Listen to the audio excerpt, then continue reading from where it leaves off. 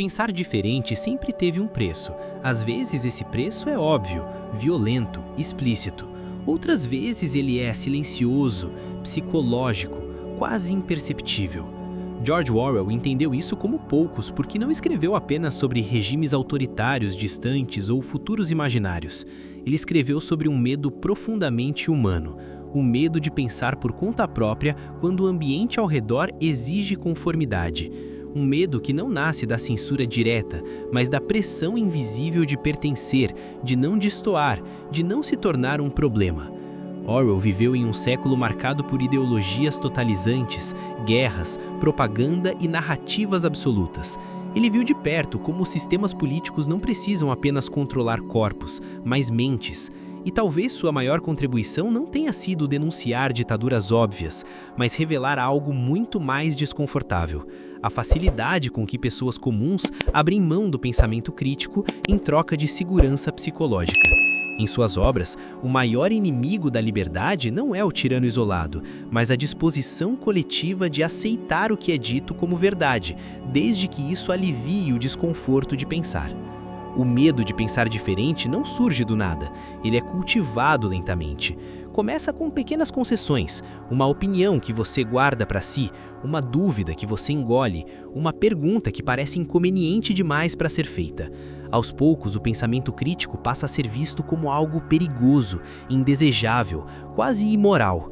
Orwell percebeu que quando uma sociedade chega a esse ponto, a obediência não precisa mais ser imposta, ela se torna voluntária. Em 1984, o controle não se limita à vigilância constante, ele se infiltra na linguagem, na memória, na forma como as pessoas organizam a realidade dentro da própria mente. A ideia de que 2 mais 2 podem ser 5 não é apenas uma mentira imposta de fora, mas um teste psicológico, um teste para medir até que ponto o indivíduo está disposto a negar a própria percepção para se alinhar ao coletivo. E isso é o que torna o medo de pensar diferente tão poderoso. Ele exige que a pessoa traia a si mesma. Mas Orwell não falava apenas de ficção. Ele observava o mundo real com atenção quase obsessiva. Viu como intelectuais justificavam mentiras quando essas mentiras favoreciam o grupo ao qual pertenciam. Viu como a verdade se tornava flexível quando pensar diferente significava isolamento social. Para ele, a manipulação mais eficaz não é aquela que proíbe certas ideias, mas aquela que torna algumas ideias impensáveis. Quando pensar diferente se torna socialmente perigoso, a censura já venceu. Existe um momento psicológico crucial nesse processo. É quando o indivíduo percebe uma incoerência, mas escolhe ignorá-la para evitar conflito interno ou externo. Esse momento é pequeno, quase insignificante, mas repetido inúmeras vezes, ele molda a mente. A pessoa aprende a não confiar mais nas próprias percepções, aprende a terceirizar o pensamento, aprende que é mais seguro repetir do que questionar. Orwell entendeu que esse é o verdadeiro triunfo do poder, quando ninguém mais precisa mandar, porque todos já obedecem por hábito. O medo de pensar diferente está profundamente ligado ao medo de exclusão. O ser humano é um animal social, pertencer sempre foi uma questão de sobrevivência. Orwell sabia disso, sabia que quando o grupo define o que é aceitável pensar, discordar deixa de ser apenas um ato intelectual e se torna uma ameaça emocional. Pensar diferente significa arriscar o vínculo, o status, a identidade social. Para muitos, esse risco é alto demais. Com o tempo, a pessoa passa a se autocensurar antes mesmo de formular um pensamento completo. Não é mais necessário alguém dizendo o que pode ou não ser dito. O filtro já está internalizado. Orwell enxergou isso como uma forma avançada de controle, quando a mente se torna sua própria prisão. E o mais perturbador é que nesse estágio a pessoa acredita estar livre. Afinal, ninguém a está obrigando explicitamente a nada. Ela escolhe calar, escolhe se adaptar, escolhe não pensar demais. O conformismo, nesse contexto, não é apenas um comportamento externo, é uma estrutura psicológica. Ele oferece alívio imediato, alívio do conflito, da dúvida, da solidão, mas cobra um preço alto a longo prazo. A perda gradual da integridade interna, a sensação difusa de que algo está errado, mesmo quando tudo parece normal. Orwell retratou personagens que vivem exatamente nesse estado, funcionalmente ajustados, mas internamente vazios. Pensar diferente exige coragem porque exige responsabilidade. Quem pensa por conta própria não pode se esconder atrás da maioria.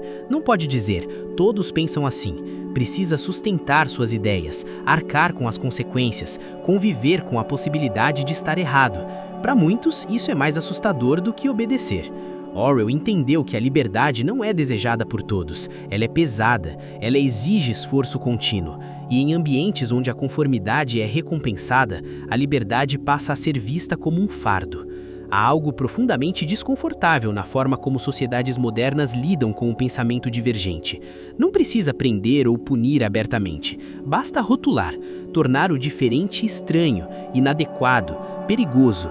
Orwell viu isso acontecer repetidas vezes. Ideias não eram combatidas com argumentos, mas com deslegitimação moral. O objetivo não era convencer, mas silenciar. E o silêncio, muitas vezes, vinha do próprio indivíduo, não do sistema. O medo de pensar diferente também se manifesta na linguagem cotidiana. Frases prontas, slogans, respostas automáticas. Quando a linguagem empobrece, o pensamento se empobrece junto. Orwell alertou para isso com clareza assustadora. Controlar a linguagem é limitar o pensamento possível.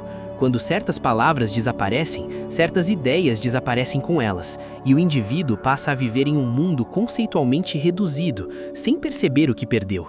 O clímax desse processo psicológico é quando a pessoa já não distingue mais entre o que realmente pensa e o que aprendeu a repetir. A identidade se torna um eco. As opiniões são herdadas, não examinadas, e qualquer tentativa de questionamento gera ansiedade, culpa, medo. Orwell entendeu que esse estado é mais eficaz do que qualquer repressão externa, porque a pessoa passa a se policiar com zelo, passa a desconfiar de si mesma. Mas Orwell também acreditava que a consciência nunca é completamente eliminada. Ela pode ser abafada, distorcida, adormecida, mas não destruída. Por isso suas obras incomodam tanto. Elas despertam algo que muitos prefeririam manter adormecido. Ao ler Orwell, o leitor é forçado a se perguntar: em que momentos eu aceitei algo que sabia estar errado? Em que momentos me calei para não destoar? Em que momentos escolhi conforto em vez de verdade? O medo de pensar diferente não é um problema do passado, nem de regimes distantes. Ele se manifesta sempre que a aceitação social se torna mais importante do que a honestidade intelectual. Sempre que a harmonia superficial é priorizada em detrimento da verdade. Orwell não escreveu para um tempo específico, ele escreveu para qualquer sociedade que confunda unanimidade com razão. Pensar diferente não garante estar certo. Orwell sabia disso. Mas a ausência de pensamento crítico garante algo pior, a estagnação moral e intelectual. Quando ninguém questiona, erros se acumulam, injustiças se normalizam, mentiras se solidificam, e tudo isso acontece de forma tão gradual que parece natural. O verdadeiro perigo para Orwell não era o pensamento errado, mas a ausência de pensamento. Talvez a pergunta mais inquietante que Orwell nos deixa não seja sobre governos ou sistemas, mas sobre escolhas individuais. O que você faz quando percebe uma contradição?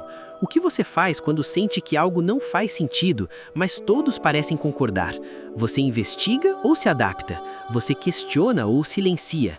Essas decisões moldam não apenas sociedades, mas vidas inteiras. Pensar diferente começa como um ato interno, um movimento silencioso de honestidade consigo mesmo.